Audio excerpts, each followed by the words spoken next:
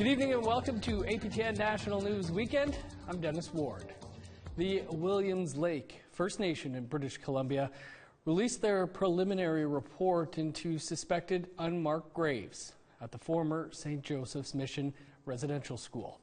APTN's Tina House has more and a warning. Some viewers may find the information disturbing.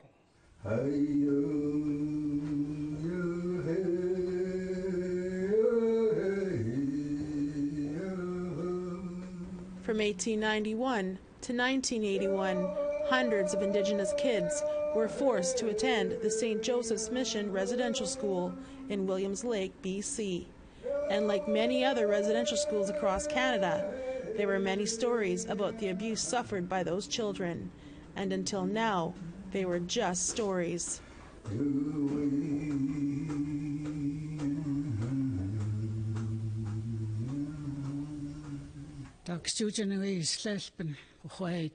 But today, the Williams Lake First Nation announced their painful findings in Phase 1 of their investigation into unmarked graves found near the former residential school. This journey has led our investigation team into the darkest recesses of human behavior. Our team has recorded not only stories involving the murder and disappearance of children and infants, they have listened to countless stories of systematic torture, starvation, rape, and sexual assault of children at St. Joseph's Mission. Visibly emotional, Chief Sellers went on to tell the story of an escape attempt. In 1902, 3 children ran away from the school as a result of these conditions. One of those children died. He was 8 years old. He died from exposure, freezing to death alone and outside, while attempting to escape the physical and sexual abuses of the St. Joseph's Mission. His name was Duncan Sticks. The Williams Lake First Nation says that after the horrific discovery in Kamloops and the 215 kids found there, they embarked on their own investigation, which began 9 months ago. It was funded by the provincial and federal government. By using state-of-the-art technology to search 470 hectares of land. To date, approximately 14 hectares of a total 470 have been subject to geophysical investigation. The area completed to date is represented in solid red on the map above. Ground-penetrating radar is used to send radar pulses into the ground. The GPR unit then reflects off of buried objects. The result is called a reflection. To date, 93 reflections have been recorded at the St. Joseph's Mission. All of them display varying characteristics indicative of potential human burials.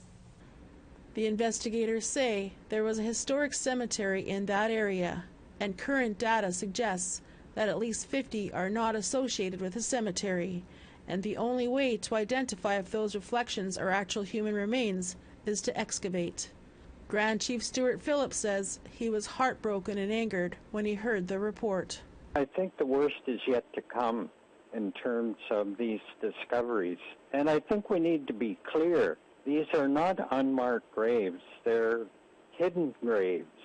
They were deliberately concealed by the Catholic Church, the residential school officials.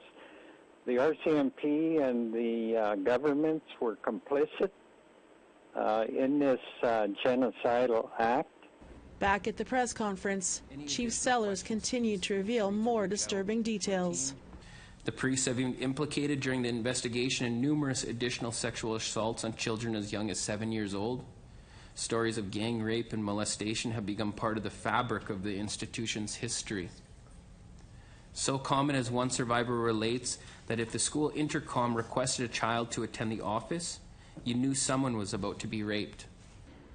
At 15 years old, Ray Hans got into a bit of legal trouble. He was given the choice of either spending 3 months in jail or go to St. Joseph's Mission Residential School. He chose the school, but soon regretted that decision.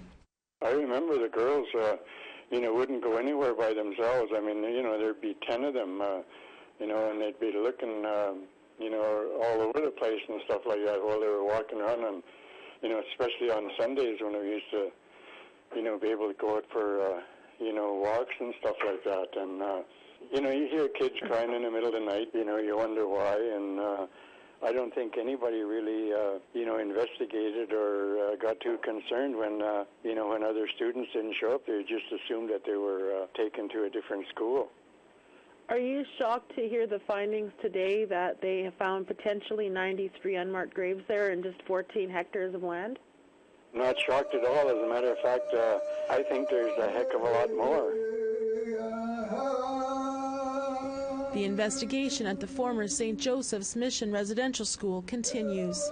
Tina House, APTN National News, Vancouver. In Prince Rupert, British Columbia, residents displaced by an apartment fire still have no place to go. And now their temporary housing is coming to an end. Advocates for fire victims are calling on government to fix an affordable housing crisis. Lee Wilson has more. Rhonda Bolton and Robin Russ describe how they narrowly escaped a fire at Angus Apartments in Prince Rupert in late December. Bolton was visiting her sister, Irma Bolton, who is an elder and needed a wheelchair for mobility. She said they heard the fire alarm, but it was only when someone banged on their door to get out of the building they knew it was a real emergency. And we got her out, threw a blanket over her head because of all the smoke we couldn't see in the hall. And we had to run by the actual fire because that's right in the front and we were a bit past there. So we had to run by the fire, and then when we stepped on the top step, all the windows and everything blew out. The Prince Rupert Fire Department said the cause of the fire is still undetermined. But in November, a month before the fire, the BC Residential Tenancy Branch filed a penalty against building owners over compliance failures on safety repairs. Numerous complaints are listed in the penalty against owners Pierre Wong and Hu Feng Wong. Photos before the fire from inside the apartment show the walls covered with spray paint and a building in poor condition. In May, the City of Prince Rupert contacted the Residential Tenancy Branch with concerns. In a letter they stated, "Currently, there's no front door on the property, and several of the windows have plywood covering them, with them even being occupied by residents." Angus apartment owner Pierre Wong provided a statement to APTN National News stating there is a power imbalance with the Residential Tenancy Branch. "The tenants have all the power. The landlord has no power. I installed sprinkler systems, repaired doors, windows, for them to be broken again by tenants and people allowed into the building. I have no way to recover the costs even when the tenant stops paying rent." Danielle Gentile, a Nisga'a woman who lives in Prince Rupert, wanted to do something to help displaced fire victims as her family was displaced from Kitimat a few years ago. Along with community members, she decided to collect donations, and a local hotel offered space. I started a fundraiser, and many members of the community stepped up and just started donating money. We did a clothing drive, and the Highliner was very, very helpful as they provided us a donation room. Emergency Services BC, Canadian Red Cross, and BC Ministry of Social Services all contributed fire victims to stay at a hotel. For nearly a month, Gentile has advocated for and tried to help find new rentals, without success. She built a bond with fire victim and elder Irma Bolton, who she described as kind-hearted and strong-willed. She passed away last week. Irma and I grew very close, and her health was diminishing before the fire happened. However, the stress of the fire and being displaced, I'm sure, had great effect, and we lost Irma yesterday. The stay in the hotel ends this Friday, and most residents have not found new rentals. Rhonda Bolton and Robin Russ say they see rentals, but they are refused because they're on social assistance. I've been here 3 years trying to get places, and we can't get a place because we don't have like a full-time job, and we're just on social assistance or whatever. And it's like real hard to even hear anything. We contacted the City of Prince Rupert about the displaced residents. They did not respond to our emails. North Coast MLA Jennifer Rice's office did not provide a statement before airtime. Gentile is raising concerns over the lack of affordable housing in Prince Rupert. She thinks more needs to be done. More community involvement on all levels, from provincial, federal, community members to show up at council meetings. But we really need strong voices for this matter, as nothing will get done if no one says anything. Displaced residents are being directed to a BC government program that can provide funding to relocate to another city. Bolton and Russ plan to remain and stay with family and friends. Leah Wilson, APTN National News, Prince Rupert. Coming up after the break, we look at why so many are dying at a federal prison in Manitoba. Stay with us.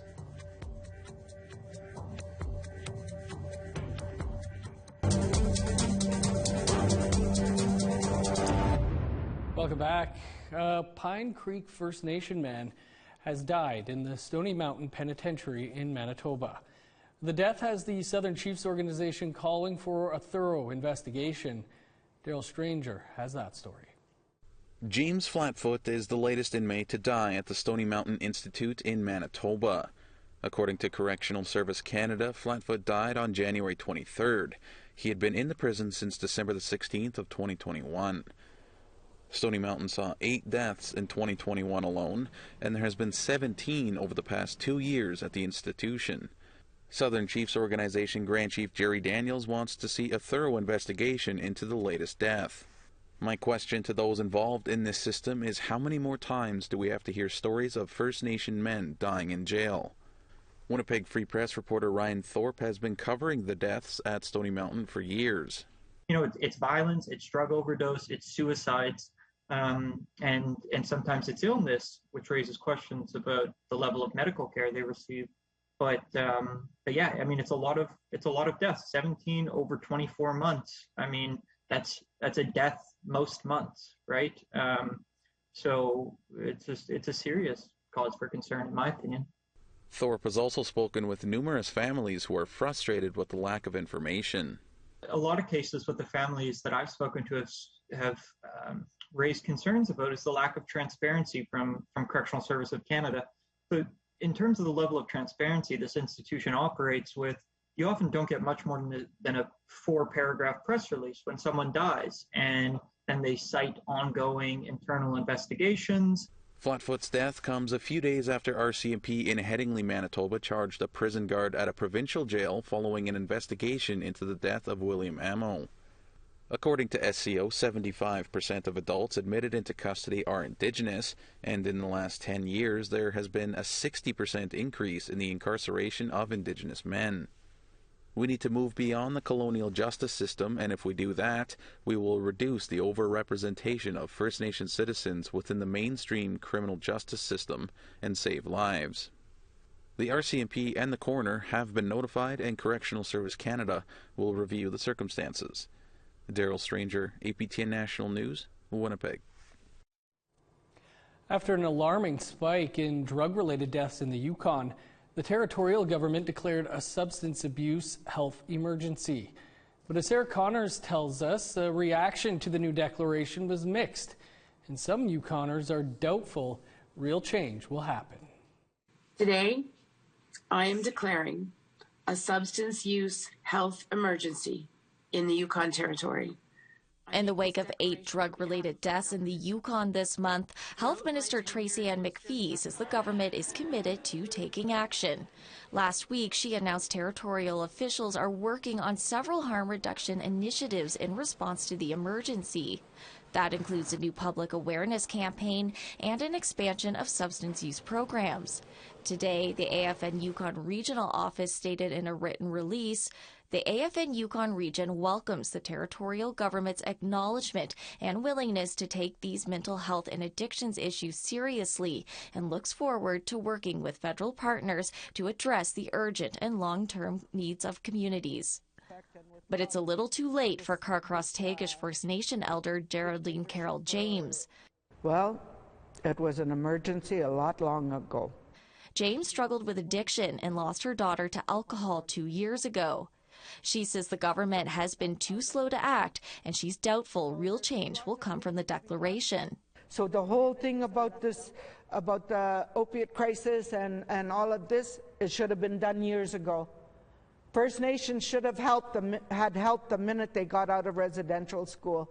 She's also frustrated the declaration doesn't include more supports for communities, like access to 24/7 counseling and a supervised consumption site. Why aren't the communities involved? Why don't we have help here at 4 in the morning? Why don't we have a non-safe site, whatever, right? It's still really unclear about what exactly that was. John's concerns are echoed by Lindsay Amato, who's also from the Carcross-Tagish First Nation. Amato organized a territory-wide addictions and mental health vigil earlier this month. She says the declaration is a good first step, but she's concerned it's too vague. So our concern now is that what are the timelines for these supports? You know, is this going to drag on and on and on? And in the meantime, are we still going to continue losing people? The declaration is not a state of emergency, but a commitment to respond to the substance use crisis. It doesn't grant the territorial government any additional powers like a state of emergency would. Amato says she's disappointed an actual state of emergency has not been declared. If the government would have declared like a state of emergency, like a full state of emergency, things would start happening right away. That's what we feel. But it doesn't really seem like that happened. As for James, she'll believe it when she sees it. That's enough of hearing and talking. There's got to be call for action. Sarah Connors, APTN National News, Carcross and Whitehorse. And now to Callaway, where our Kent Driscoll and every other resident of the city of 8,000 are still boiling tap water in order to drink it. Here's Kent with an update on the situation. Thanks. The short answer is we don't know. The long answer, we don't know, and we won't really know for a while yet. Let's start with a quick review. Callaway was under a do not consume order from early October until mid-December because fuel had been discovered in the water system. Starting in the middle of January, some residents smelled fuel in the water again. The city testing confirmed a small amount of fuel, well below federal guidelines, and decided to bypass the tank where they figure the fuel's getting in. So now we're getting water in the taps, but it's coming straight from the reservoir. It's lake water, so we have to boil it before consuming it.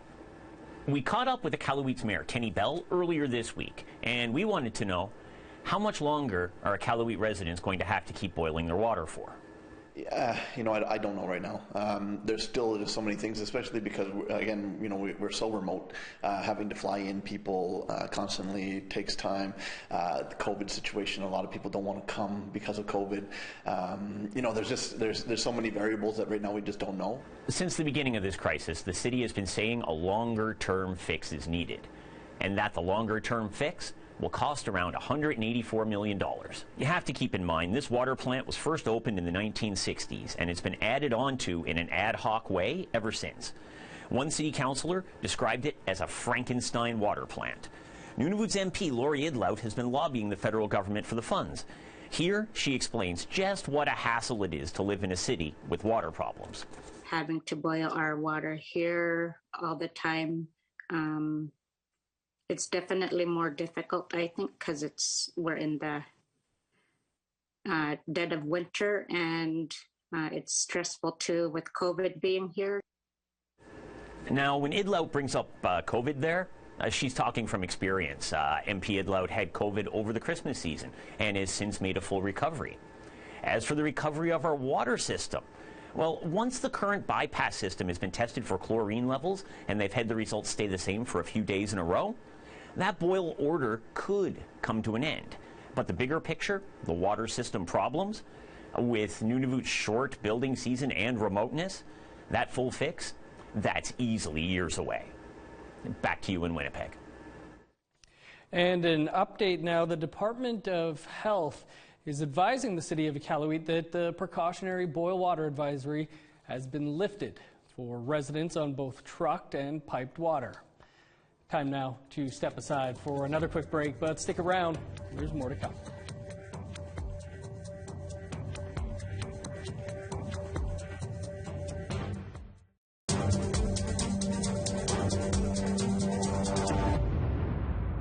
Welcome back. A new on-the-land healing camp is making a big impact in the lives of homeless people in Yellowknife. Our reporter Charlotte Moore Jacobs explains how the camp works and why it's successful. I know that elders always talk about it, to go on the land, to heal ourselves, to be with the Witsina.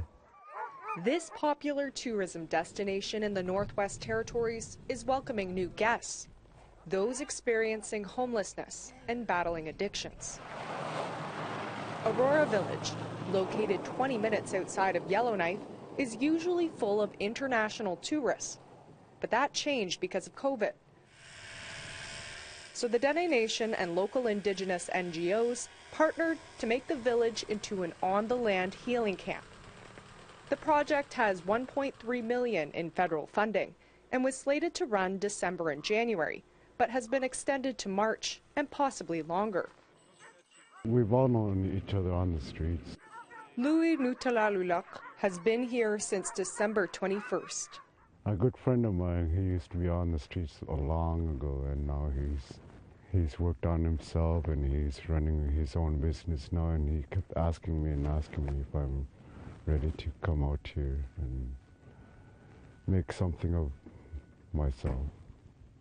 So I finally said yes, I'm ready, and it's probably the best thing I've ever done for my life. The camp focuses on connection through culture, engaging clients in activities they may not have done in years, like snaring rabbits, pulling nets, and even dog sledding. Like, we all have different jobs out here, and we're all like having self-worth again, self-respect again. Ben Wright came to the camp with a single change of clothes. I went to treatment a few times, but I was always missing something. Like, they never went deep enough. And here, they're going a little bit deeper, but they're not telling me what I have to do. They're just showing me. He's connecting with elders like Wilbert Menico, who knows what it's like to be homeless because he was once homeless himself. They need that love and care. Just to be with them, it's amazing. To visit them, to sit in their tent and talk with them. Also unique to the camp, Menico and other Pathfinders deliver a managed alcohol program. Now you see that it's stretched. It's not every 3 hours. It's maybe 6 hours, and some are 7 hours. And a few of them, my friends, that today, they don't drink. What they're saying that is that we don't want that no more. We want to be on the land, to be reconnected with ourselves. While there's currently 17 clients at the camp, there's nearly 350 people underhoused in Yellowknife, individuals who maybe could benefit from this model of healing. This is a place to really connect with Sine and get grounded. Charlotte Moore Jacobs, APTN National News, Yellowknife. Love that story. That's all the time we have for your APTN National News for this weekend. For news anytime, visit our website, aptnnews.ca. I'm Dennis Ward. Thanks for being with us. Enjoy the rest of your weekend.